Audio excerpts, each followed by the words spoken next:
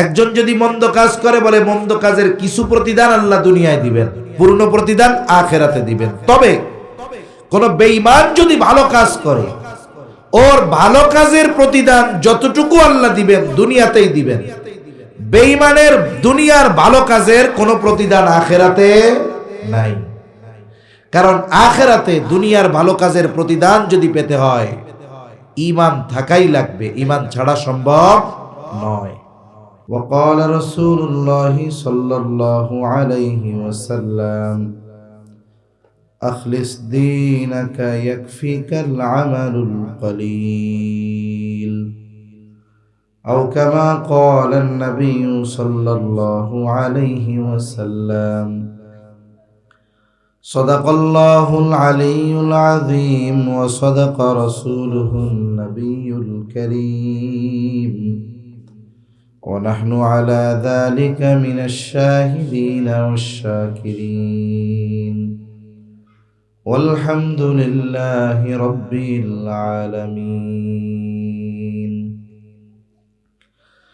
سبحانك لا علم لنا إلا ما علمتنا إنك أنت العليم الحكيم اللهم صل على محمد وعلى آل محمد كما صليت على إبراهيم وعلى آل إبراهيم إنك حميد مجيد اللهم بارك على محمد وعلى آل محمد كما باركت على إبراهيم وعلى آل إبراهيم إنك حميد مجيد الحمد لله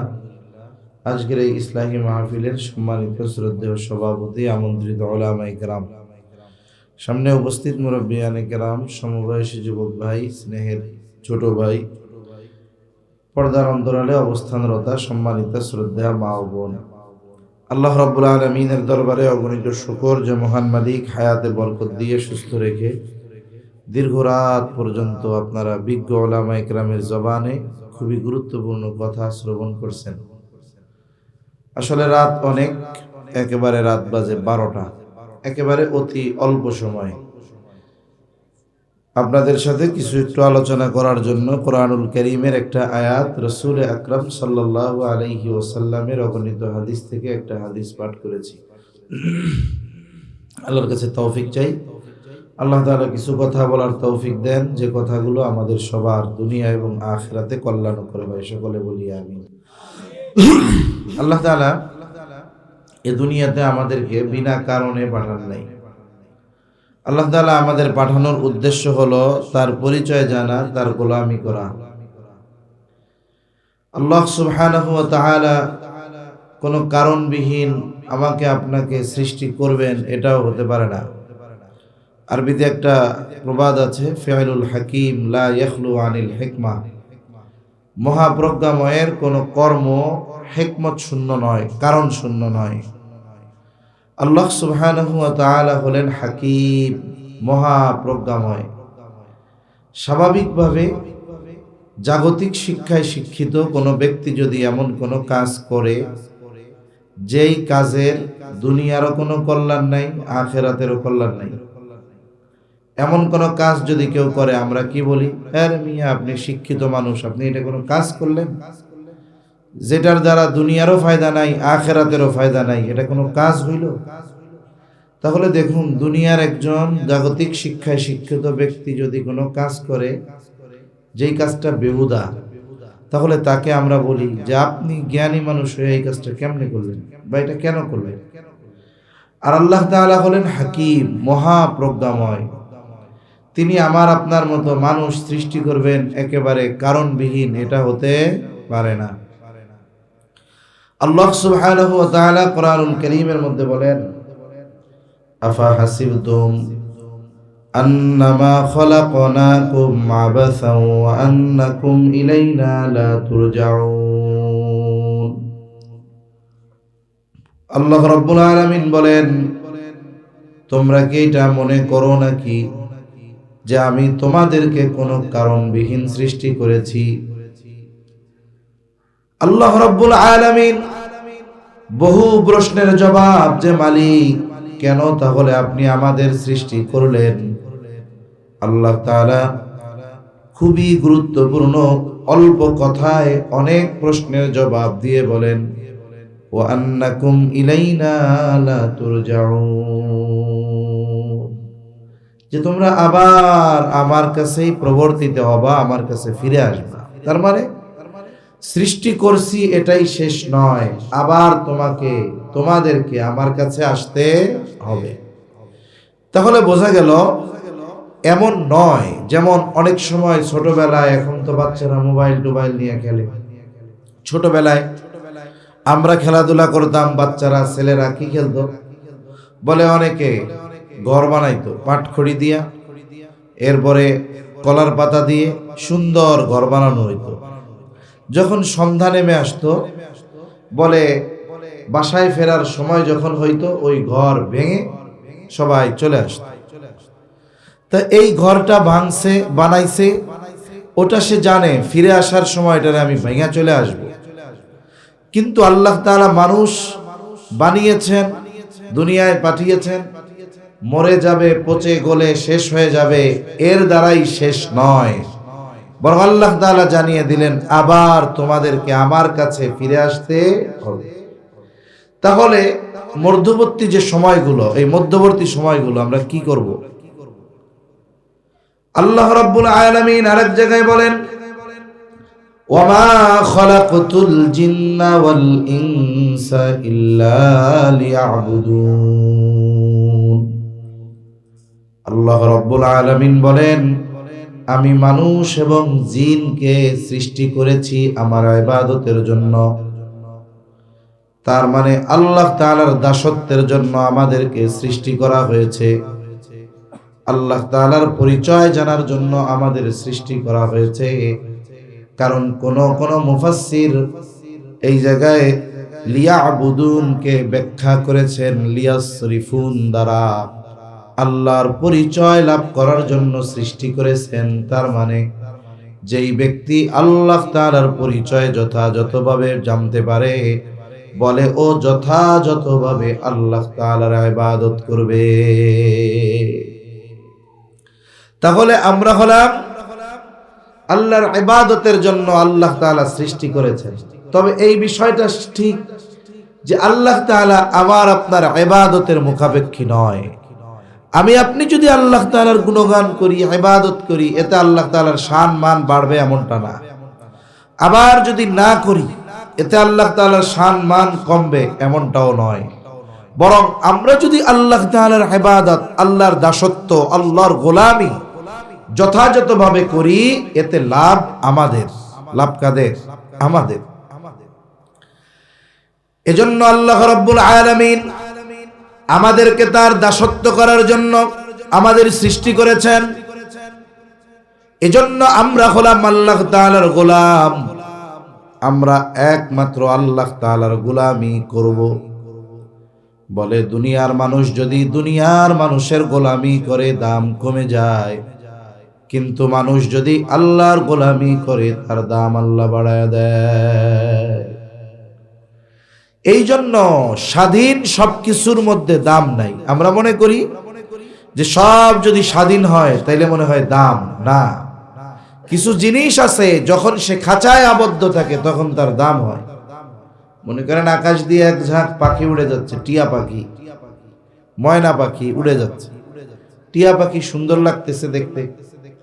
এখন এক বন্ধু বলে খুব সুন্দর লাগতেছে, পাশের বন্ধু বলে ভালো লাগছে, হ্যাঁ, যা এই এক ঝাঁক পাখি তোর কাছে বেচে দিলাম, 500 টাকা দে। বলেন তো আকাশে ওই পাখি যত সুন্দর দেখা যাক না কেন, ওই ছাড়া পাখি, মুক্ত পাখি 500 টাকা কেন, 5 টাকা দিয়েও কেউ কিনবে না। নাকি আপনারা কেউ কিনবেন আছেন? ওরকম কাস্টমার বলদ না, যেটা পাগল, কিছু না চিনলে ওটা টাকা চিনলে। এই পৃথিবীতে যত পাগল আছে দেখবেন উলঙ্গ হয়ে ঘুরে, কিন্তু টাকা ঠিকই চিনে। তা 5 টাকা দিয়ে কোনো পাগলেও এই ছাড়া পাখি কিনবে না। কিন্তু যদি ওই পাখিগুলোর মধ্যে থেকে একটা পাখি খাঁচার মধ্যে আবদ্ধ করে আনা হয়, আর যদি ওই পাখিকে 2-4টা বাংলা শব্দ মানুষের বুলি শিখায় দেওয়া যায়, বলে 500 টাকা নয় 5000 টাকা দিয়ে ওই খাঁচায় আবদ্ধ পাখি কেনার মানুষের অভাব হবে না। এজন্য যারা আল্লাহর গোলামের বাইরে যাইতে চায়, স্বাধীনভাবে চলতে চায়, এরা আল্লাহর কাছে দামি হয় না। একটা হলো চাকর আর একটা হলো গোলাম, দুইটার মধ্যে তফাৎ আছে। চাকর হলো দুই পক্ষের মধ্যে চুক্তি হয়। আপনি চাকরি করবেন এক জায়গায়, তারা আপনাকে কিছু শর্ত দিবে, আপনিও তাদের কিছু শর্ত দিবেন। তারা কি চায়? বলে মাস্টার্স কমপ্লিট হতে হবে, বয়স এত হতে হবে। বলেন তো, বেতনটা যদি আপনার মনোভূত না হয় আপনি তার চাকরি করবেন না। তার মানে চাকরির ক্ষেত্রে দুই পক্ষেরই কিছু না কিছু শর্ত থাকে। কিন্তু গোলাম আর মনিবের সম্পর্কের ক্ষেত্রে কোনো শর্ত নাই, চুক্তি নাই। বলে গোলাম তার ইচ্ছাটাও মনিবের ইচ্ছা, গোলাম নিজ ইচ্ছায় বিবাহ করতে পারে না, এই জায়গায় মনিবের ইচ্ছার প্রাধান্য দিতে হয়। এই জন্য আমরা যখন আল্লাহর গোলাম, তখন আমাদের ইচ্ছাটাও আমাদের মতো চলবে না, বরং আমাদের ইচ্ছাটাও যার আদেশ মতো চলবে তিনি কে? দুনিয়ায় মানুষ যদি মানুষের গোলামি করে, যদি যথাযথভাবে করে, অনেক সময় মনিবের কাছে প্রিয় হয়ে যায়। বাংলাদেশের অনেক অঞ্চল আছে, বিভিন্ন জায়গায়, সিলেট অঞ্চল আছে, অনেক জায়গায় দেখছি বিশাল বাড়ি, চারদিক দিয়ে দেওয়াল দিয়ে ঘেরা, বাড়ির মধ্যে সুইমিং পুল আছে, ডুপ্লেক্স আলিশান বাড়ি, ভেতরে বাগান, বড় পুকুর। কিন্তু বাড়ি যে বানাইছে সে থাকে না, সে থাকে লন্ডন। 3-4 বছর পরে একবার আসে, 2-3 মাস থেকে আবার চলে যায়। ওই বাড়িতে খালি থাকে তা না, কেয়ারটেকার থাকে। তা এই কেয়ারটেকার ওই বাড়িতে থাকতে থাকতে মনিবের বিশ্বস্ততা অর্জন করতে করতে এমন এক পর্যায়ে চলে যায়, যখন ওই মনিব বন্ধুদের নিয়ে বেড়াতে আসে, ওই বাড়ির যে কেয়ারটেকার চাকর, ওর ব্যাপারে যখন জিজ্ঞাসা করে এই মুরব্বীকে, বলে আমার চাচা ছিল বাড়ির চাকর, কিন্তু বলে কি চাচা। কেন? বলে 2 যুগ ধরে এই বাড়িতে বিশ্বস্ততার সাথে সে তার দায়িত্ব পালন করতেছে। এজন্য মনিব যে সে তারে চাকর পরিচয় দিতে ইতস্তবোধ করে, এই বিশ্বস্ততার কারণে তাকে অন্যদের কাছে পরিচয় করায় দেয় যে ইনি হলো আমার মুরব্বী চাচা। এজন্য মানুষ যদি দুনিয়ায় কারো গোলাম হয়, ওই গোলামিও যদি যথাযথভাবে করে, বলে মনিবের সে প্রিয় হয়ে যায়। সুলতান মাহমুদ গজনবী রহমাতুল্লাহি আলাইহি, ওনার একজন গোলাম ছিল, গোলামের নাম হলো আয়াজ। দেখতে কালো, চেহারা ভালো না, গোলামের ঘরের গোলাম আয়াজ। চেহারা দেখতে সুন্দর নয়, বলে আফ্রিকান মানুষ দেখতে সুন্দর লাগে না, কিন্তু বাদশাহ তাকে খুব মহব্বত করে, ভালোবাসে। যেখানেই যায় বাদশাহ তারে সাথে নিয়ে যায়, রাষ্ট্রীয় সফরে যায় বাদশাহ সাথে নিয়ে যায়। বলে বাদশার অন্দর মহলে কাউকে প্রবেশ করতে দেয় না, ওখানেও আয়াজকে নিয়ে যায়। এইবার রাজ্যের যারা মন্ত্রী আছে, উজির আছে, সেনাপতি আছে, এরা চিন্তা করে, বাদশার মনে হয় মাথা খারাপ হয়ে গেছে, গোলামকে রাখবে সব সময় পায়ের কাছে, আদেশ করবে, কাজ করাবে, খাটাবে। কিন্তু এই গোলাম রে তো দেখি সুলতান মাহমুদ নিজের ঘরে পর্যন্ত নিয়ে যায়। ওনার কি মাথা খারাপ? আমাদের মতো সম্মানী ব্যক্তিদেরকে কি দেখে না? একটা সময় এই কথাটা পর্যায়ক্রমে একের কানে যাইতে যাইতে এক সময় বাদশার কানের মধ্যে পৌঁছায় গেল। সুলতান মাহমুদ কিছুই বলেন না। সুলতান মাহমুদ গজনবী রহমাতুল্লাহি আলাইহি একদিন দরবারের মধ্যে বসা, হঠাৎ করে তিনি তার সম্পদের রক্ষণাবেক্ষণের দায়িত্ব, যে কোষাগারের দায়িত্বে যিনি আছেন, তারে বলতেছে, আমার এই ধন সম্পদের ভান্ডার থেকে সবচাইতে দামি হীরার টুকরাটা আমার সামনে নিয়ে আসো। সবচাইতে দামি হীরার টুকরা আনা হলো। বাদশাহ এবার সবার সামনে এই হীরার টুকরার ফজিলত বয়ান করতেছে, যার দাম এত, এত মূল্য, দুষ্প্রাপ্য এক জিনিস। সব গুণ ফজিলত বর্ণনা করবার পর মন্ত্রীকে ডাক দিয়ে বলে, মন্ত্রী এদিকে আসো, এই যে হীরার টুকরা হাতে নাও। নিচে বলে আছাড় মারো, জমিনের উপরে ফালায় দাও। এখন যদি ওই হীরার টুকরা ফ্লোরের উপরে ফালায় দেয়, ক্ষতি হয়ে যাবে, ভেঙে যাবে, নষ্ট হয়ে যাবে।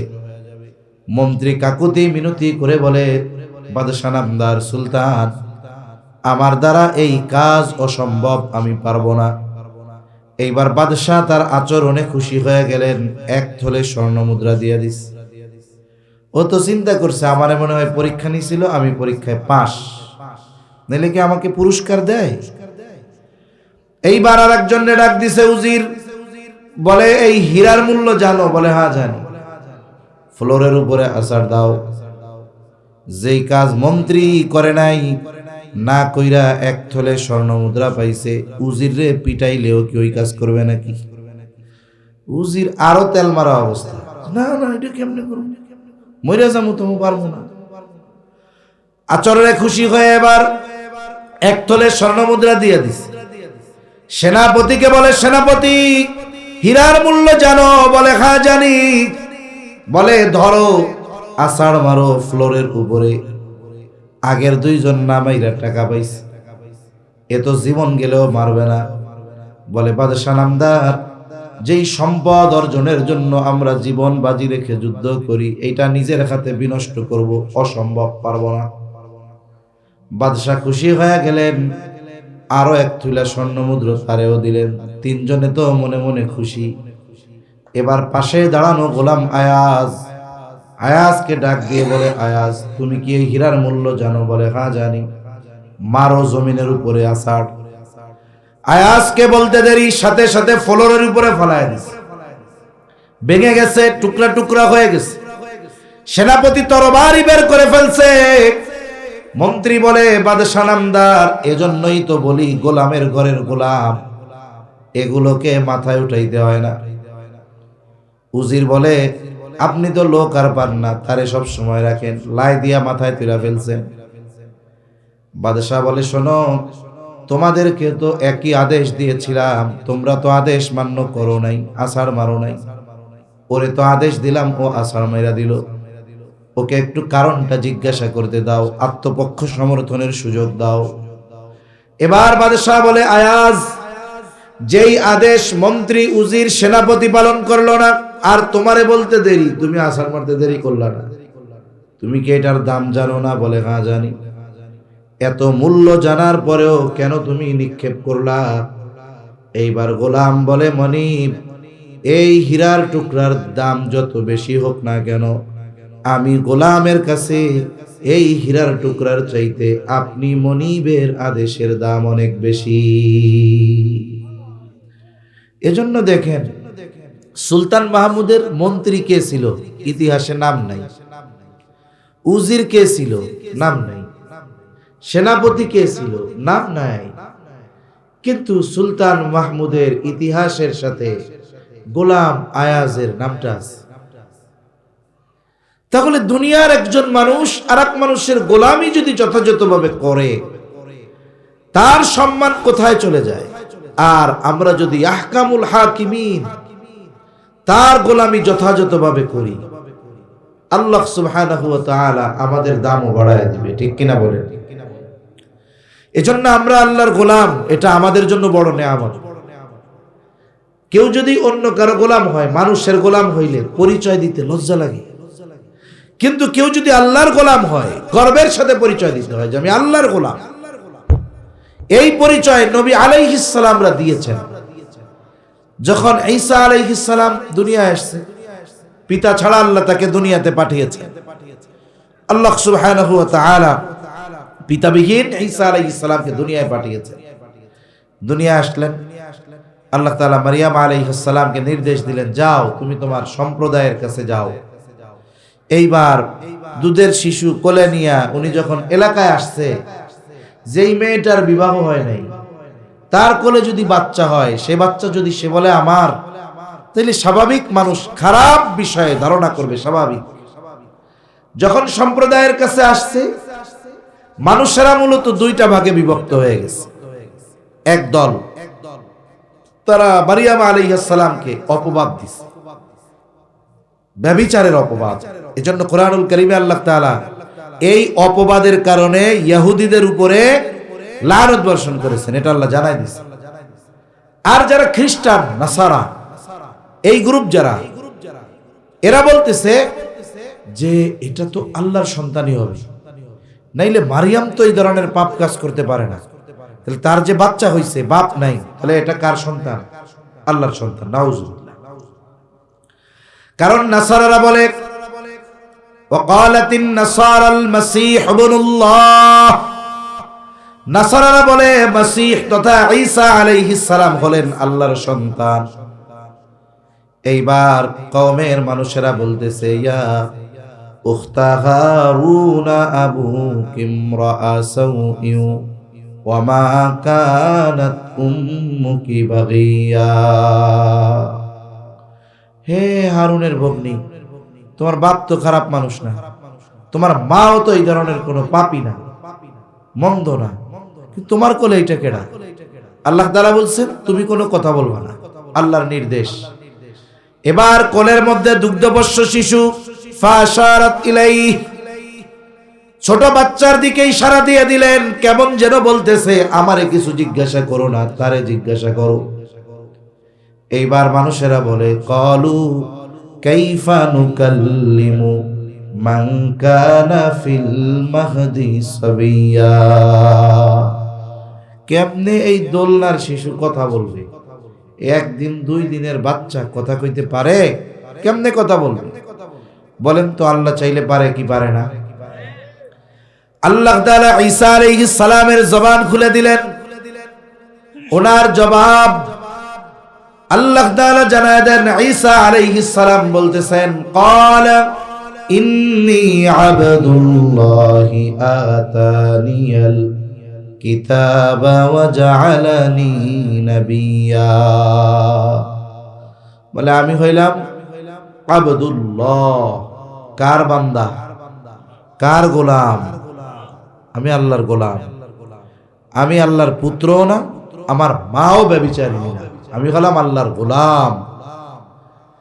আতানিয়াল কিতাবা ওয়া জাআলানি নাবিয়্যা, আমাকে কিতাব দেওয়া হয়েছে, আমাকে নবুয়ত দেওয়া হয়েছে, আমি নবী। তাহলে নবীরাও নিজেদের পরিচয় দিয়েছেন আমি আল্লাহর গোলাম। এজন্য আমরাও এই কথা আমাদের অন্তরে রাখবো, জবানে রাখবো, আমরা সবাই হলাম কার গোলাম? বলেন মনিব যদি গোলাম যদি মনিবের হুকুম মানে, মনিবের গোলামের প্রতি ভালোবাসা বাড়ে না কমে? বাড়ে। এখন আমরা গোলাম, আমরা যদি আল্লাহর আদেশের গোলামি করি তাহলে আমাদের দামও আল্লাহ তাআলা বাড়ায় দিবে। পুরুষ হোক আর নারী হোক, সবাই কার গোলাম? জোরে বলেন, আল্লাহর গোলাম। এই পৃথিবীর সব মানুষ আল্লাহর গোলাম। তবে কিছু আছে অবাধ্য গোলাম, কিছু আছে বাধ্য গোলাম। অবাধ্য গোলাম শাস্তি পাবে, বাধ্য গোলাম মুক্তি পাবে, এটাই বাস্তব। এজন্য নারী হোক আর পুরুষ হোক, তারা যদি যথাযথভাবে আল্লাহর গোলামি করে, প্রথম সর্বোত্তম গোলামি হলো আল্লাহ তাআলার প্রতি ঈমান আনা, সাথে সাথে আল্লাহ তাআলা তার আদেশ নিষেধ গুলো মেনে চলা। এই জন্য গোলাম নারী হোক আর পুরুষ হোক, ঈমান যদি আনে আর সৎকর্ম যদি করে, আল্লাহ রব্বুল আলামিন এই গোলাম এবং গোলাম বান্দি যারা, আল্লাহর বান্দা বান্দি যারা, তাদেরকে উত্তম প্রতিদান পুরস্কার দিবেন কে? লম্বা কথা নয়, কথা শেষ। আল্লাহ তাআলা যেই আয়াতটা তিলাওয়াত করেছি, আল্লাহ তাআলা বলেন মান আমিলা সালিহাম মিন যাকারিন আও উনসা ওয়া হুয়া মুমিন। আল্লাহ তাআলা বলেন মান আমিলা সালিহা মিন যাকারিন আও উনসা, যে নেক আমল করে, সৎকর্ম করে, হোক নারী অথবা পুরুষ, ওয়া হুয়া মুমিন, আর সে মুমিন। সোজা কথা হলো মুমিন নারী অথবা পুরুষ যখন যদি নেক আমল করে, প্রথম আরেকটা বিষয় আমাদের খেয়াল রাখা দরকার, একটা মানুষ যত ভালো কাজ করুক না কেন, নেকের কাজ করুক না কেন, তার যদি ঈমান না থাকে, ওই ভালো কাজের প্রতিদান আখিরাতে পাওয়ার জন্য সে উপযুক্ত হবে না। কারণ এই দুনিয়ার মানুষ যেই কর্ম করে, ভালো হোক আর মন্দ হোক, সব কর্মের কিছু প্রতিদান আল্লাহ দুনিয়ায় দেন, পরিপূর্ণ আখিরাতে দিবেন। একজন ভালো কাজ করে দুনিয়ায়, ভালো কাজের কিছু প্রতিদান দুনিয়ায় দিবেন, আর পূর্ণ প্রতিদান আখিরাতে দিবেন। একজন যদি মন্দ কাজ করে, বলে মন্দ কাজের কিছু প্রতিদান আল্লাহ দুনিয়ায় দিবেন, পূর্ণ প্রতিদান আখিরাতে দিবেন। তবে কোন বেঈমান যদি ভালো কাজ করে, ওর ভালো কাজের প্রতিদান যতটুকু আল্লাহ দিবেন দুনিয়াতেই দিবেন। বেঈমানের দুনিয়ার ভালো কাজের কোনো প্রতিদান আখিরাতে নাই। কারণ আখিরাতে দুনিয়ার ভালো কাজের প্রতিদান যদি পেতে হয়, ঈমান থাকাই লাগবে, ঈমান ছাড়া সম্ভব নয়। আর আখিরাতের ব্যাপারে আল্লাহ তাআলা বলেন, ওয়া ইন্নামা তুওয়াফাউনা উজুরাকুম ইয়াওমাল কিয়ামাহ ফামান যুহজিহা আনিন নার ওয়া উদখিলাল জান্নাতা ফাকাদ ফাজ। আল্লাহ তাআলা বলেন, মূল কথা হলো মানুষকে দুনিয়ার কর্মের পূর্ণ প্রতিদান আল্লাহ তাআলা আখিরাতে দিবেন। সেই দিন যাকে জাহান্নাম থেকে বাঁচানো হবে, জান্নাতে প্রবেশ করানো হবে, ফাকাদ ফাজ, সেই ব্যক্তি সফল হয়ে যাবে। তার মানে দুনিয়ার কর্মগুলোর পূর্ণ প্রতিদান আল্লাহ আখিরাতে দিবে। কিন্তু ইমানদার যদি নেক আমল করে, বলে ওই নেক আমলের কিছু প্রতিদান দুনিয়ায়, পূর্ণ প্রতিদান আল্লাহ তাআলা আখিরাতে দিবে। এজন্য আখিরাতে বাঁচতে হলে ঈমান কম্পালসারি, এটা লাগবেই লাগবে, এটা ছাড়া কাজ হবে না। ঈমানের সাথে যখন কোনো পুরুষ অথবা নারী আমলে সালেহ করবে, সৎ কর্ম করবে, ভালো কাজ করবে, আল্লাহর আদেশ নিষেধ সমূহ মেনে চলবে, তখন কি হবে? প্রথমে ঈমান তো ঠিক রাখতে হবে, ঈমান ঠিক না থাকলে আবার হবে না। আল্লাহকে স্রষ্টা বলে মেনে নেওয়ার মাধ্যমেই একজন পরিপূর্ণ ঈমানদার হয়ে যায় না। কারণ মক্কার মুশরিক যারা, এরা স্রষ্টা হিসাবে আল্লাহকে বিশ্বাস করত। ওরা বিশ্বাস করত আসমান জমিন বানিয়েছেন আল্লাহ, বৃষ্টি দেন আল্লাহ, জমিন থেকে ফসল উৎপাদন করেন আল্লাহ, ওদেরকেও বানাইছেন আল্লাহ। এই বিশ্বাসগুলো মক্কার মুশরিকরা করত। এরপরেও তারা বেঈমান, তাদের এই বিশ্বাসের কোনো দাম নাই। কেন নাই? না থাকার কারণ হলো তারা আল্লাহ তাআলার সাথে কিছু জড় বস্তুকে সমকক্ষ হিসাবে দাঁড় করেছে, আল্লাহর সাথে শিরিক করেছে। যেই বিষয়গুলো দেওয়ার ক্ষমতা একমাত্র আল্লাহ, ওইটা অন্যদের মনে করেছে। ওরা মনে করতো ওদের যে দেবদেবী আছে, লাত, মানাত, ওজ্জা, হবল, বাইতুল্লাহর মধ্যে ভরা 360 মূর্তি, আল্লাহর যেমন ক্ষমতা আছে ওদেরও দেওয়ার তেমন ক্ষমতা আছে। এই ধরনের বিশ্বাস কাফেররা রাখার কারণে ওদের আল্লাহর জাতের প্রতি যে বিশ্বাস ছিল, এই বিশ্বাস মূল্যহীন হয়ে গেছে। দেখুন, মক্কার মুশরিকরা করতো মূর্তি পূজা, আর আমাদের দেশ সহ উপমহাদেশে অনেক মানুষ তারা করে কবর পূজা, মাজার পূজা, পীর পূজা, আছে না নাই? অনেক মানুষ আছে, তারা মনে করে ওই মাজারওয়ালা যিনি মাজারে বা কবরে শুয়ে আছেন, ওনার এটা দেওয়ার ক্ষমতা আছে।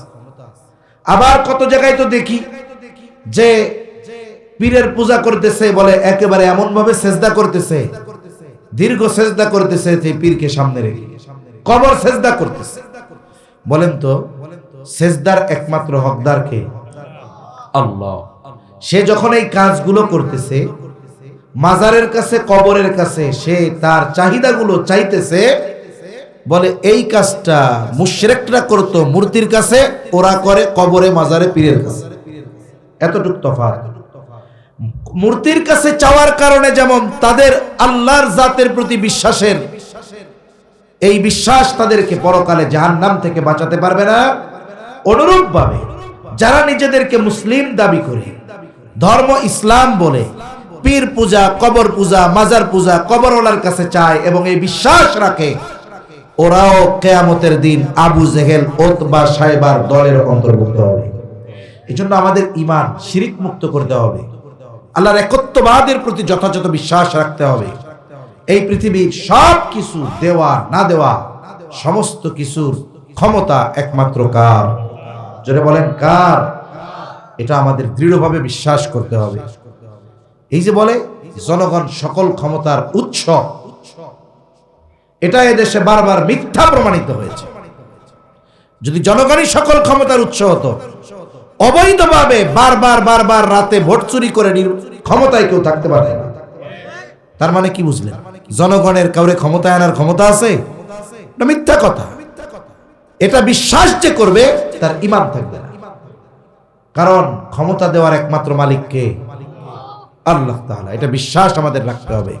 এই ধরনের অনেক বিষয় আছে মুসলিম সমাজে, নামাজি মানুষ না বোঝার কারণে দেখা যাবে তার ঈমানের মধ্যে ত্রুটি বিচ্যুতি হয়ে গেছে। এজন্য নবীজিও ঈমান বিশুদ্ধ করার কথা বলেছেন, ঈমান খাঁটি করার কথা বলেছেন। যে যত শিরিক থেকে বেঁচে থাকে তার ঈমান তত নিরাপদ থাকে। আখিরাতে অনেক পাপী বেঁচে যাবে ঈমান ঠিক রাখার কারণে। এক ব্যক্তির ব্যাপারে তাফসিরে আসছে, আল্লাহ তাআলা ওরে বলবে যাও তুমি জান্নাতে চলে যাও। ও টেনশনে পড়বে, আমারে জান্নাতে যেতে কই কেন? আমি সারা জীবন পাপ করে কাটাইছি, নামাজ পড়ি নাই, রোজা রাখি নাই, আল্লাহর হুকুম আহকাম মানি নাই, আমারে জান্নাতে যাইতে কয় কেন? ও নিজেই কৌতূহলী। আল্লাহরে জিজ্ঞাসা করবে, আল্লাহ আপনি যে আমারে জান্নাত দিচ্ছেন, আমার তো পাপ ছাড়া কিছু নাই। তোমার এমন একটা আমল আছে যেটা আমার খুব প্রিয়, ওই জন্য মাফ করে দিলাম। এখন কোন আমল আল্লাহর প্রিয় ও নিজেও জানে না। কোন আমল? বলে তুমি ইবাদত করো নাই ঠিক, কিন্তু গোটা হায়াতে তুমি আমার সাথে কোনো শিরিক করো নাই, এই কারণে আল্লাহ তাআলা মাফ করে দিয়েছে। আর আল্লাহ বলেন ইন্নাল্লাহা লা ইয়াগফিরু আন ইউশরাকা বিহি ওয়া ইয়াগফিরু মা দুনা যালিকা লিমান ইয়াশা। শিরিক আল্লাহ তাআলা ক্ষমা করবেন, শিরিক ছাড়া অন্যান্য পাপ করেছে আল্লাহ তাআলা মাফ করে দিবেন। এ প্রতিশ্রুতি, এ ওয়াদা কার? জোরে বলেন। এজন্য নবীজিও বলেন আখলিস দীনাকা ইয়াকফিকাল আমালুল কলিল। ঈমান খাঁটি করো, অল্প আমল নাজাতের জন্য যথেষ্ট হয়ে যাবে। তাহলে 1 নাম্বার ঈমান খাঁটি, 2 নাম্বার আমলে সালেহ, সৎকর্ম। আমলগুলো আল্লাহর জন্য করতে হবে, নবীজির পদ্ধতিতে করতে হবে।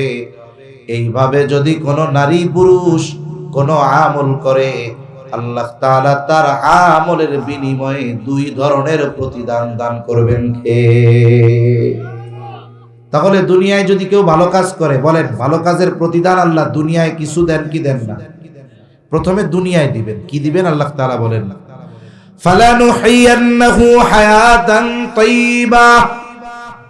আল্লাহ তাআলা তাকে হায়াতে তাইয়্যিবা দান করবে। অনেক সময় আপনার মসজিদের ইমাম, আপনার মসজিদের খতিব দোয়ার সময় এমন বলে, আল্লাহ অমুকরে হায়াতে তাইয়্যিবা দান করেন। হায়াতে তাইয়্যিবা পবিত্র জীবন। এর ব্যাখ্যা, লম্বা ব্যাখ্যা, মুফাসসিরিনে কেরাম ওনাদের সবগুলো বর্ণনার মূল কথাটা বলি। 1 নাম্বার, হায়াতে তাইয়্যিবার অর্থ কেউ বলেছেন যে শান্তিময় পবিত্র জীবন। বলে যেই জীবনে পবিত্রতা থাকবে, যেই জীবনে শান্তি থাকবে। আবার মনে রাখতে হবে, শান্তি টাকা পয়সার সাথে সম্পৃক্ত বিষয় নয়, শান্তি গাড়ি বাড়ি ধন দৌলতের সাথে সম্পৃক্ত বিষয় নয়, বরং শান্তির সম্পৃক্ততা হলো অন্তরের সাথে। মনে করেন এক লোকে 10 তলা বাড়ি আছে, পুরাটা সেন্ট্রাল এসি, তার ভেতরের যত ডেকোরেশন সব বাহির থেকে আনা, রাজপ্রাসাদ বললে চলে।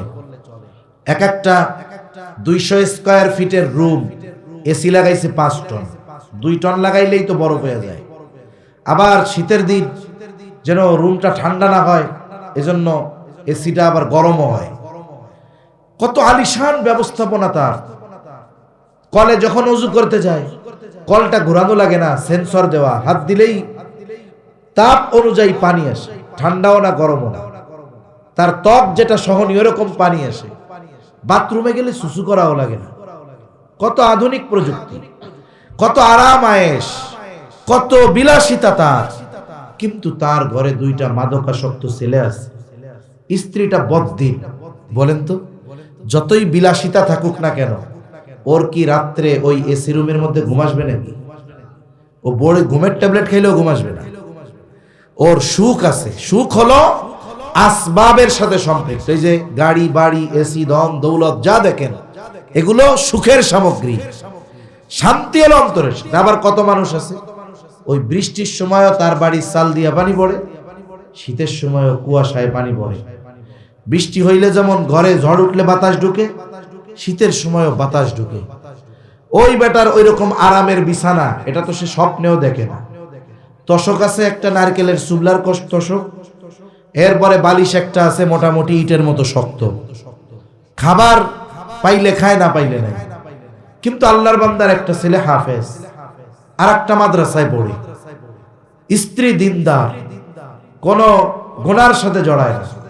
চ্যালেঞ্জ দিলাম, ওই ব্যক্তির অন্তরের যে শান্তি, এটা ওই সুখে যে আছে ও কল্পনাও করতে পারবে না। ঠিক কিনা বলে? এখন আপনার সব আছে, শান্তি নাই, ওই রকম সবকিছুর দরকার নাই। কিছু নাই, শান্তি আছে, ওইটা হইলে ভালো আছে আরো। ঠিক কিনা বলে? আল্লাহ তাআলা কি দিবেন? বলে পবিত্রতার সাথে শান্তি আল্লাহ প্রদান করলেন। হায়াতে তাইয়্যিবার আরাক অর্থ বলে আল্লাহ তাআলা অমুখাপেক্ষী জীবন দান করবে। মানে মানুষের কাছে চাওয়া লাগবে না, তার যেটা প্রয়োজন আল্লাহ সেটার ব্যবস্থা করে দিবে। প্রয়োজন মানে অনেক দিবে তা না। একটা মানুষ খাবার খায় কেন? বলে খিদা দূর করার জন্য খাবার খাওয়া লাগে। আপনি যদি 10 প্রকারের তরকারি দিয়ে খাবার খান আর 1 প্রকারের দিয়ে যদি খান, 10 প্রকারের খাবার ওটা মুখে মজা লাগবে, কিন্তু মূল জিনিস যেটা খাবারের দ্বারা ক্ষুধা নিবারণ ওইটাই হবে। একটা তরকারি দিয়ে ওইটাই হলো খাবে। আপনি যদি 10 তরকারি দিয়ে খেয়ে বাথরুমে যান, 10 কালারের বাথরুম বেরোবে নাকি? কয় কালারের? 1 কালারের। তাহলে বোঝা গেল খাবারটা প্রয়োজন কতটুকু। বলে ক্ষুধা নিবারণের জন্য যা দরকার আল্লাহ তাআলা অমুখাপেক্ষিতার সাথে তার দুনিয়ার প্রয়োজন মিটায়া দিবে। তাকে মানুষের কাছে হাত পাততে হবে না। আর আল্লাহর কাছে হাত পাতলে দাম কমে না, মানুষের কাছে হাত পাতলে দাম কমে যায়। আবার দ্বীনের জন্য যখন মানুষের কাছে হাত পাতে ওতে দাম কমে না। মাদ্রাসার জন্য চাইল চাইছে, এতিম অসহায় দরিদ্র তাদের জন্য ডাউল চাইছে, এ তো নিজের জন্য চাই না, মাদ্রাসার জন্য, ইয়াতিমদের জন্য, মিসকিনদের জন্য, অসহায়দের জন্য, সেটা ভিন্ন বিষয়। তাহলে আল্লাহ তাআলা তাকে অমুখাপেক্ষী জীবন দিবে। এরপরে কি দিবে? বলে আল্লাহ তাআলা স্বল্পে তুষ্টতা দান করবে। যে ব্যক্তি স্বল্পে তুষ্ট হতে পারে না ও গোটা হায়াতে শান্তি পায় না। ওর 10 কোটি টাকা হওয়ার পরে ওর চিন্তা আর 10 কোটি হইলে ভালো হইতো। নবীজি এক হাদিসের মধ্যে বলেন যে বনি আদমের অবস্থা হলো এরকম, এক জমিন ভর্তি যদি স্বর্ণ দেওয়া হয় ও কবে যে আরেকটা হইলে ভালো হইতো। ওইটাও যদি পায় আবার বলবে আরেকটা হইলে ভালো হইতো। এজন্য নবী বলেন বনি আদমের পেট কবরের মাটি ছাড়া ভর্তি হবে না। এজন্য যে স্বল্পে তুষ্ট, আল্লাহ যা দিছে যা আছে আলহামদুলিল্লাহ, দেখবেন ওর মনে শান্তি, টেনশন নাই। কিন্তু আর যার চিন্তা যে আমি 2 তালা করছি, আল্লাহ রে আল্লাহ পাশের জন 5 তালা করে আলাইলো, ইজ্জত শেষ, আমার 8 তালা করতে হইল। এই যে তার পরেরটা দেখে অন্তরের মধ্যে ওয়াসওয়াসা শুরু। সে যতটুকু আছে এতটুকু নিয়ে সুখে নাই, এর মধ্যে শান্তিও নাই। এজন্য আমাদের জীবনের একটা নীতি হওয়া দরকার। আমার অবস্থান যে জায়গায়, আমি তার চাইতে নিচুতে যারা আছে তাদের দিকে তাকাবো। আপনি 1 তালা বাড়ি আছে, 10 তালার দিকে তাকাইলে তো আপনারটা পাবলিক টয়লেটের মতো মনে হবে। কিন্তু আপনার 1 তালা আছে, কিন্তু যার নাই কুড়ে ঘর তার দিকে তাকান। ঢাকা শহরের মধ্যে গিয়ে ফুটপাতে দেখেন, শীতের দিন অনেক মানুষ এরকম যে তার গায়ে দেওয়ার শীতের কাপড়টাও নাই, লুঙ্গিটারে খুইলা ওইটা দিয়া পাও ঢাকে গাও ঢাকে, এরকম লোক আছে না নাই? আপনি যদি তার দিকে তাকান 1 তালা বাড়ি মনে হবে আমি জান্নাতে আছি। এজন্য আল্লাহ তাআলা স্বল্পে তুষ্টতা তাকে দান করবে। এরপরে কি দিবে? বলে ইবাদতের মজা। ইবাদতের মজা এটা যে কি জিনিস! শীতের রাতে ঠান্ডা পানি দিয়ে যেই মুরব্বি ফজরের নামাজ পড়তে আসে ওনারে জিজ্ঞাসা করবেন কি মজা, এত কষ্টের পরেও কেন আসে, ওনারে বলবেন, জিজ্ঞাসা করবেন, উনি হয়তো বলবে বেটা ওই ঠান্ডা পানি দিয়া ওযু করতে যে কষ্ট হয় ওর চাইতে অগণিত গুণ বেশি প্রশান্তি আমি যখন নামাজে সেজদায় আল্লাহর কুদরতি কদমে লুটিয়ে পড়ি। ঠিক কিনা বলেন? এক বুজুর্গ বলতেছে দুনিয়ার বাদশা যারা, এরা যদি ইবাদতের মজা বুঝতে পারতো, আর যদি এটা কেড়ে নেওয়ার সুযোগ থাকতো, তাইলে ওরা সৈন্যবাহিনী প্রেরণ করে মানুষের থেকে ইবাদতের মজা কেড়ে নিত।